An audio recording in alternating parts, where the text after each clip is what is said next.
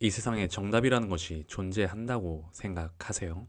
이 세상의 어떤 분야든 간에 나이가 많고 학식이 깊은 사람에게 질문을 던진다고 해봅시다. 여러분이 상상할 수 있는 가장 뛰어난 사람이라고 가정해 보자고요. 노벨상 수상자나 교황 혹은 미국의 대통령이라면 어떨까요? 그들에게서 우리가 궁금한 정답을 얻을 확률은 얼마나 될까요? 과학자들에게 묻는다고 생각해 봅시다. 이 세상은 어떻게 작동하나요? 과학자는 설명할 것입니다. 원자는 전자와 양성자로 이루어져 있고 우주는 빅뱅에서 시작했으며 빛은 입자이자 파동이라고 말이죠. 하지만 우리는 여전히 질문을 가지고 있습니다. 그렇다면 그 법칙은 왜 그렇게 존재하나요? 이 질문에 과학자는 답변할 수 없습니다. 어떻게는 설명할 수 있지만 왜는 설명할 수 없기 때문이죠. 사실 어떻게조차도 확실히 안다고 말하기는 어렵습니다. 모든 과학자들은 이미 알고 있습니다. 자신들이 다 알고 있지 못하다는 것을 말이죠. 과학자들은 언제든지 모른다라고 답할 수 있는 준비가 되어 있는 사람들입니다. 이 세상의 가장 뛰어난 철학자에게 질문한다고 생각해 보겠습니다. 소크라테스에게, 니체에게 질문할 수 있다고 상상해 보겠습니다. 인간은 왜 살아가는 것입니까? 철학자는 수천 년의 사유를 종합해서 이야기해 줄 것입니다. 쾌락을 위해, 목적을 위해, 혹은 존재의 이유 없이 살고 있다고 말이죠. 그러나 그 어떤 대답도 정답이 될 수는 없습니다. 철학에는 항상 다른 철학자의 답이 함께 존재하기 때문입니다. 반박할 수 없는 철학자의 사유라는 것은 존재할 수 없습니다. 철학은 답을 찾는 학문이 아니라 질문을 멈추지 않는 태도에 가깝습니다. 당신이 철학자에게 묻고 싶은 질문을 떠올려 보세요. 그리고 생각해 보세요. 그 질문에 답을 알고 있을 것 같은 사람이 이 세상에 있을까요? 이 세상의 가장 훌륭한 목사나 교황에게 질문한다면 우리는 신의 뜻을 알 수 있을까요? 그는 자신이 믿는 경전 속의 구절을 인용하며 말할 것입니다. 혹은 신에게 직접 들었다고 말할 수도 있겠죠. 그렇다고 해서 그의 생각을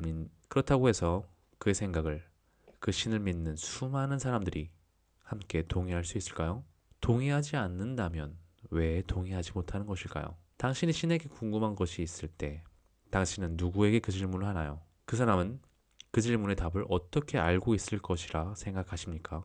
어떻게 해야 우리는 신의 뜻을 알 수 있게 되는 걸까요? 어떤 길이 지금 이 세상에 존재하고 있나요? 그렇게 알게 된 신의 뜻을 사람들이 동의할 수 있나요? 우리는 생각해 보아야만 합니다. 그렇다면 모든 것을 아는 존재에게 묻는다면 어떨까요? 이 세상 모든 지식을 알고 있는 인공지능에게 물어봅시다. 너는 정답을 알고 있니? 어떤 질문이든지 물어본다고 가정해보죠. 아마도 AI는 방대한 데이터를 통해서 모든 가능한 답을 제시할 수 있을 겁니다. 그러나 그 안에도 분명 단 하나의 절대적 진리는 없습니다. 지식은 얼마든지 축적될 수 있지만 정답은 언제나 관점에 따라 달라지기 때문입니다. 진짜 정답은 모른다는 것을 아는 것입니다. 우리는 정답을 찾으려 하지만 어쩌면 세상에는 정답이 존재하지 않는지도 모릅니다. 과학은 새로운 사실이 발견될 때마다 기존의 정답을 수정합니다. 철학은 더 깊은 질문으로 기존의 확신을 흔들죠. 종교는 믿음을 통해 모순을 포용하려 합니다. 그렇다면 정답이란 절대적인 지식이 아니라 그때의 나에게 최선으로 작동하는 이해일지도 모릅니다. 세상을 이해하고 알아간다는 것은 어떤 정답을 아는 것이 아니라 끝없이 질문할 줄 아는 것입니다.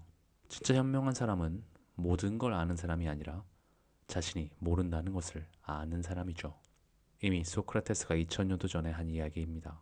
이걸 알려줘도 깨닫지 못하는 사람들이 훨씬 많습니다. 당신이 진짜 정답을 알고 싶다면 답을 찾으려 하지 말고 질문을 멈추지 마세요. 답이라고 생각되는 것을 끊임없이 의심하세요. 단언컨대 단 하나의 정답은 없습니다.